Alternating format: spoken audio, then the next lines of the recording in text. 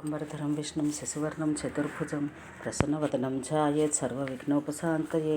నా ఎదుట గోపుర శిఖర శాలా మంటపములు కాని, దిగుడు బావులు చెరువులు కాని నిర్మాణం చేయువారికి ఇష్టకామ్య సిద్ధి అగును. మానవులకు నా అగ్నిలింగ స్వరూపం అలభ్యం. అందువల్ల నా అరుణాచలేశ్వర లింగం భక్తితో పూజించబడుగాక. నా దర్శన స్పర్శన ధ్యానమునిచే సకల జగత్తును పోషించుచు పరాశక్తి అయిన ఆపీత కుచాంబ సర్వలోక జనని అయి నిత్య యవ్వని అయి విరాజిల్లుచున్నది. యవ్వనము కాంక్షించి ఆ పీతస్థలిని ప్రార్థించిన వారి కోరిక సఫలమగను అని శివుడు తనకు తెలిపిన విశేషములను గౌతముల వారు గౌరికి ఎరిగించి, ఓ దేవి, సర్వాధారుడు, అప్రమేయుడు, అపేక్షిత వరప్రదాత, అశేష భోగనిలయుడు అయిన అరుణాద్రీసుని భక్తితో అర్చింపుము. నీవు శంభుని సాన్నిధ్యం తప్పక పొందుదువు. తల్లి, నీవు చేయబోనిన ఈ తపస్సు నీ వాంఛితార్థ ఫలప్రదాయన మాత్రమే కాదు, ఇది లోకహితార్థం జరుగుచున్నది. ఇది తపం చేయి ఋషులందరి ప్రార్థనలు తీర్చుటకై ఉద్దేశించబడినది. దేవతలు ఒక కారణం చేత తపస్సు చేయుచున్నారు. దేవరహస్యమైన వారి కోరిక తీర్చుటకై నీ ఈ తపస్సు నిర్దేశించబడినది. మేమందరము నీ తపస్సిద్ధికి నీకు సహాయం చేయుచు వేచి ఉందము. నీ తపం వలన మేమందరము కృతార్థులమగుదము అని తెలిపినారు. మహార్థవంతమైన గౌతముల పలుకులు విని గౌరి మిక్కుటంగా సంతసించి ఆ మునివరునితో ఇట్లు పలికినది. ఓ మహాముని, నీ దర్శనమును అరుణగిరి సన్నిధియు నీ నోట తన్మహత్యమును వినుటయు ప్రాప్తించిన నాకు వేరేమి తపస్సు కావలెనో. ఆహా, ఈ భూలోకం ఎంత గొప్పది! దేవతలకు కూడా వరదాయకమైన ఈ తేజోలింగము శివప్రసాదం చేయుచట వెలసినది కదా. ఇట్టి మహాపవిత్ర స్థలం నాకు నేడు తపం చేయుట కొరకు లభించినది. ఇచ్చటనే నేను తపం సలిపి శివునితో ఐక్యమగుదును. నీ సహాయంతో మరలా నేను శివనాయికనవుదును. ఇట్లని గౌరీ మహాదేవి తనకు తపమునకు అనుకూలమైన ఒక చక్కని పర్ణశాలను నిర్మింప చేసుకొనెను.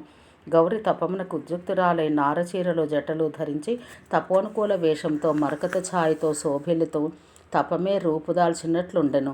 నిగమ ఆగమ ప్రోక్తమైన అనేక నియమాలతో కూడిన దుష్కరమైన తపం గావించుచు ఆమె కృతార్థురాలైనది. తపం యొక్క కష్ట నిష్ఠూరముల వలన ఆమె దుఃఖం ఎంతమాత్రమూ పొందలేదు. సుకుమారి అయిన ఆ గిరిజాసుత తపం చే ఒరపిడి పెట్టబడిన ఇంద్రనీలమణి వలె మెరిసిపోయినది. అంతటా మహిషాసుర పీడితులైన దేవతలు వ్యాకులై తపం చేయుచున్న జగజ్జనని అయిన పార్వతిని శరణిజొచ్చిరి. భయకంపితులై అభయమసుగమని ప్రార్థిస్తున్న దేవతలను చూసి విషయమేమని జగన్మాత అడిగినది. సురేంద్రుడు ఆమెకు నమస్కరించి ఆతురుడై ఇట్లు పలికెను. ఓ తల్లి జగజ్జనని, మహిషాసురుడు దేవలోకమునంతటిని ఆక్రమించి అప్సరసులతో నందనవనమును క్రీడించుచున్నాడు. ఐరావతాదులను తన మందిరమును బంధించి ఉచ్చైశ్రవం మొదలగు వాహనములతో అప్సర సమేతుడై వినోదించుచున్నాడు.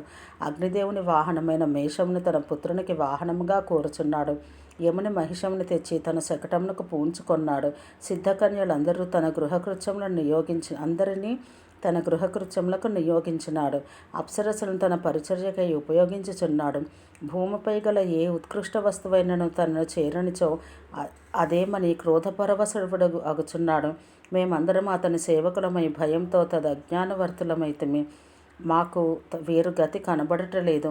ఈ దుష్టుడైన మహిషుడు శివవర గర్వంతో అజేయుడయ్యను. దేవతలకు దైత్యులకు కూడా దుర్నిరీక్షుడయ్యను. మహిషుడు తన కొమ్మలతో పొడవగా భయపడి వరుణుడు తనలోని అనర్ఘ్య మణులను తెచ్చి అతనికి అర్పించుకొనెను.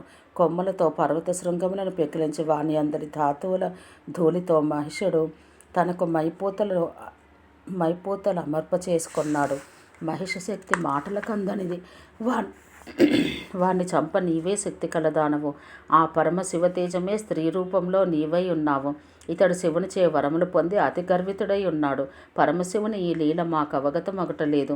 జగన్మాతవైన నీకు మమ్ము రక్షింపక తప్పదు. శరణాగత రక్షణమే తప్పఫలముని చెప్పబడుచున్నది కదా. పరాశక్తి అయిన ఆ జగదంబ భయార్హులై తనను వేడుచున్న దేవతలను ఆస్వాదించి, ఓ దేవతలారా, భీతులకుడు శివవరంచే గర్వితుడైన మహిషుని నేను ఉపాయంచే వధింతును.